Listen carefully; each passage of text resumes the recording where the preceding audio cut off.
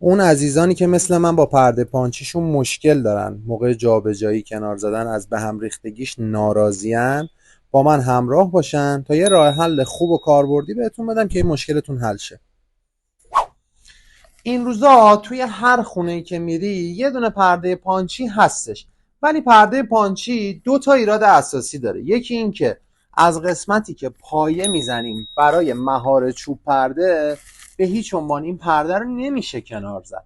پس نتیجه میگیریم برای عرض پنجره دو نهایتا دیگه تا 2.5 متر پرده پانچی جوابگوه. بیشتر از این اصلا پرده پانچی پیشنهاد خوبی نیست.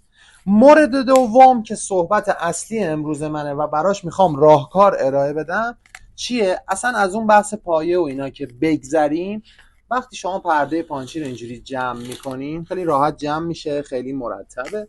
ولی ایرادش کجاه؟ اونجایی که پرده رو باز میکنین اینو باید دونه دونه با دست این فاصله ها و این چینا رو دوباره تنظیم بکنین. با من همراه باشین، یه راه حل میخوام بهتون بدم، هم ارزونه هم این که راحت قابل اجراست تا این مشکلتون برطرف شه.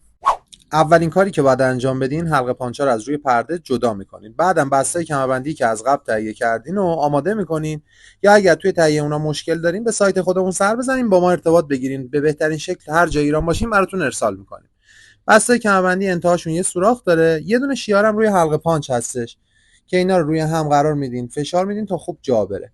حلقه های پانچی یه دونه دیواره بلند دارن، یه دیواره کوتاه. دیواره بلند رو از روی پرده، نه پشت پرده، از روی پرده میذاریم، فشار میدیم تا خوب جا بره.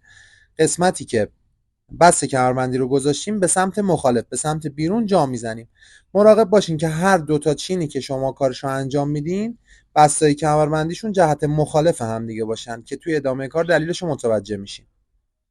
حالا کارمون آماده است.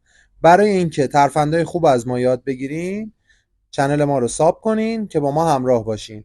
اگر هم خواستین از محصولاتمون دیدن بکنین، هم به سایتمون میتونین مراجعه کنین، هم آیدی اینستاگراممون براتون توی سایت گذاشته میشه. خوشحال میشم که با ما همراه باشین.